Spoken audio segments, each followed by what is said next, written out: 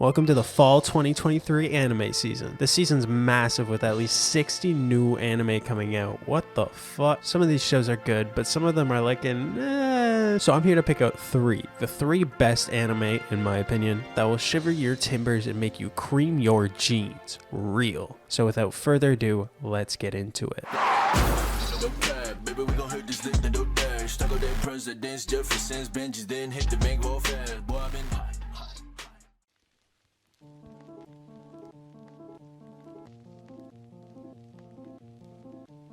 Sousou no Frieren, or Frieren Beyond Journey's End, follows a member of the hero's party after their generic adventure to kill the Demon Lord. Yes, I said after, meaning that you don't have to sit through the same dead horse of a plot that isekai's been beating for the last 5 years. Instead, you go on a somewhat laid-back waltz through this beautiful world with this character as she attempts to reconcile her regrets. I could probably get into the nitty-gritty of her aspirations, but I'm just not gonna do that. Instead, I'll tell you that this show feels like it was literally made for me. If you're anything like me, you enjoy a fantasy setting with a world that makes you interested in it, and you like characters that aren't written with a stereotype in mind. Look at this short little guy. He looks goofy as hell, and it's easy to think he's a background character because he does not talk for 2 goddamn episodes. But then we spend like the latter half of episode 4 with him, and he could be the main character of literally any other show. If that's how good a character we spend half an episode with is, imagine how good our main characters will be.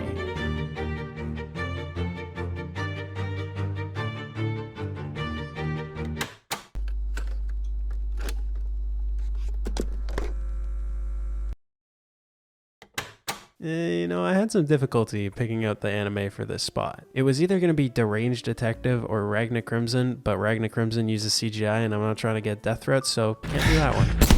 No! But then this show came out of nowhere for me. Good Night World is a show about the world's most oppressed group. Gamers.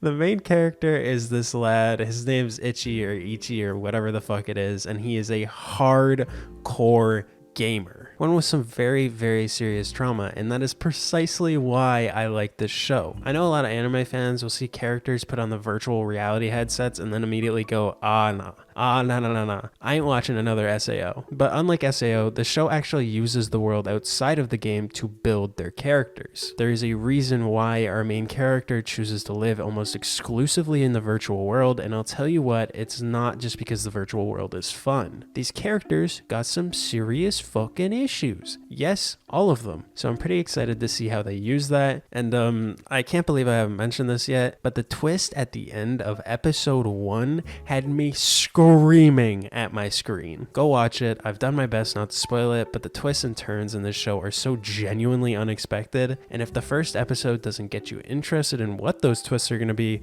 then this show is probably not for you.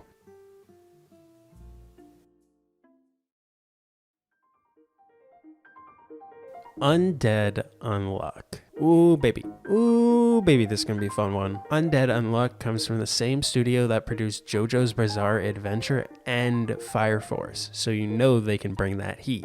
Yes, that was a pun. The show follows our undead character and our unluck character. Look, simply put, this guy has Deadpool levels of regeneration, but wants to die, so he's trying to use this girl who, whenever someone touches her, they basically die on sight. And I'll tell you what, these two have got to be the most goofy combo I have ever seen. The show is definitely going to come at you with that Zom 100 levels of shenanigans since... Wait, let me go through it real quick. First off, bro grabs her by the throat, Chunk breaks off the bridge, he dies to a train. Except, he doesn't. Then he tries to cop a feel and dies to a falling box of bananas. The girl tries to escape, slips on a fucking banana, and falls off the building.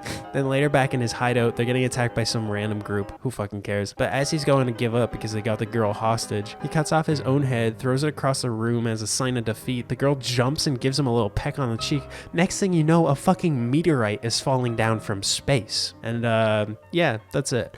Oh, I forgot to mention that was entirely the first episode, so needless to say, it's going to be a pretty buck wild show, and I, for one, am very excited to watch it. The animation, the sound design, and the comedic timing are all on point. Oh, and the first episode ends with Mr. Unluck saying they should have sex, so I'll leave it with that, and thank you to the members of my Patreon, Grimmick and Theo, and I would really appreciate it if you watching this right now would go check out said Patreon. It's the top link in the description. You can get early access to videos, scrap videos, and maybe even possibly some exclusive videos. Anyways, thanks for watching. Check out the Patreon and bye.